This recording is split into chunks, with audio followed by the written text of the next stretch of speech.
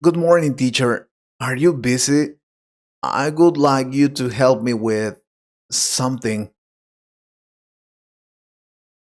Hello, Brian. Well, right now, I am waiting for my students, but I have some minutes. Excellent. I know that if I want to speak as a native English speaker, I have to practice a lot. But there is also something really important. I have to think in English, right? I mean, if I want to speak English fluently, I have to think only in English. Is that correct? Well, yeah, it is important to think in English, to speak advanced English. Yeah, but that's the thing. Everyone says we have to think in English, but they don't say how to do it. That's why I need your help. I need you to tell me, how can I think in English, teacher? Oh, that's a very good question. And you're right. Teachers usually want you to think in English, but they never tell you how to do it. All right, Brian, I will help you. First, be honest with yourself and answer the following question truthfully. Do you have to translate everything you hear or say in your head instead of processing it in English? Well, stop doing that. It's not effective for you.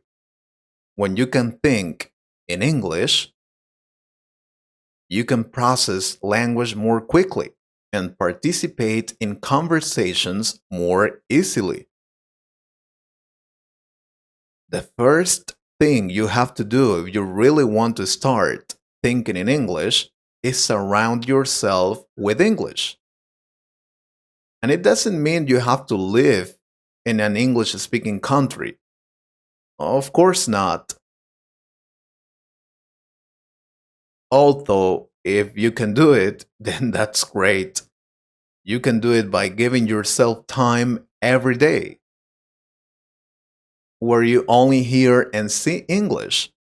You can start with 5 or 10 minutes every day and then move up to 30 minutes, an hour or more, whatever you can manage. There are many activities you can do in order to surround yourself with English. For example, listen to music in English, watch videos in English, movies in English, podcasts, and you don't have to sit down to study these things. You can play a video while cooking or taking a shower. Also, you don't need to understand everything the video says. The important thing is to immerse yourself in the language. Surround yourself with English is something very important, and students don't do it. I've had a lot of students who say they want to think in English, but they don't even have their cell phone set to English. As you do this, you can do any or some of the following. Passively listen.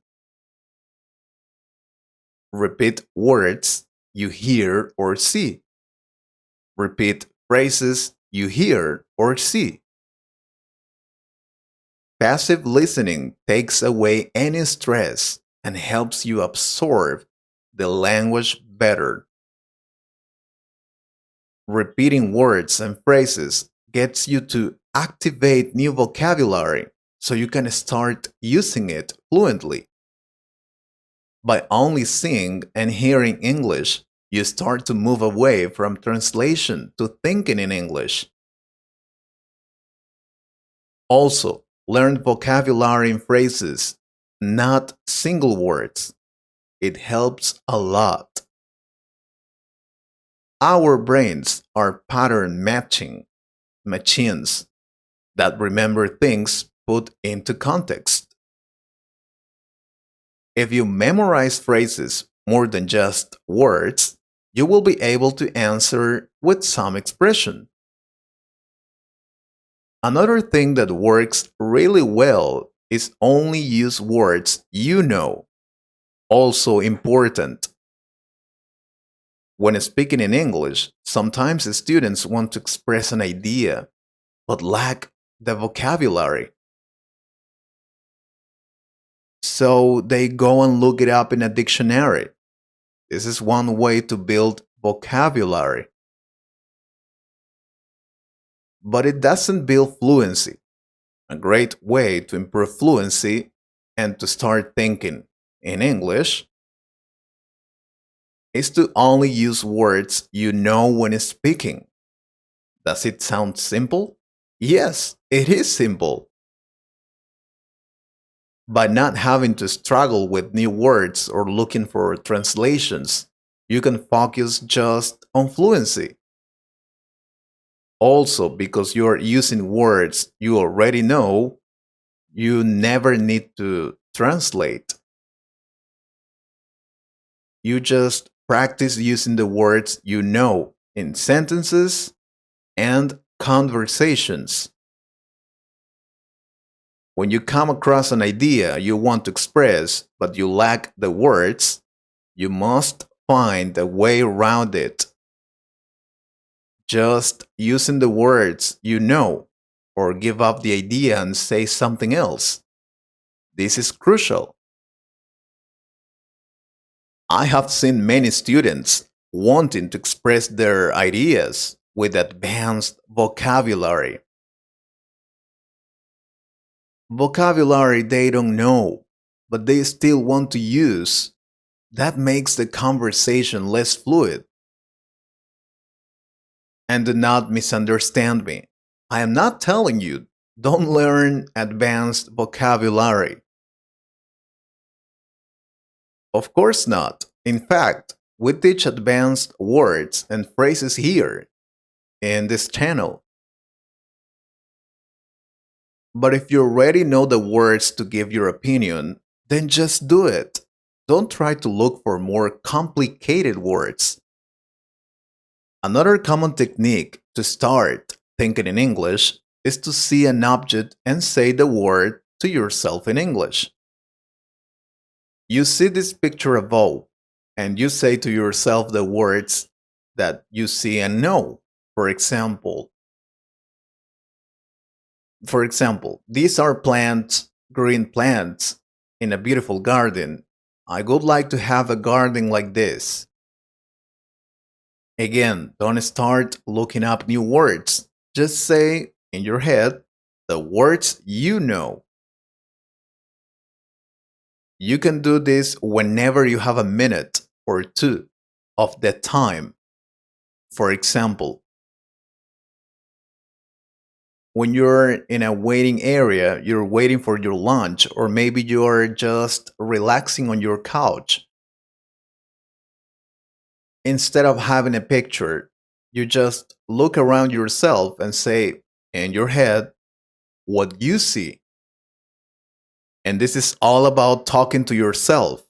Yeah, one of the most useful methods to think in English. Talk to yourself all the time. Whatever you're doing, say it out loud. If you can, of course. Such as saying, "That's a silly hat," when you see your neighbor in the street. When cooking, "I need 2 eggs. What are they? Here they are.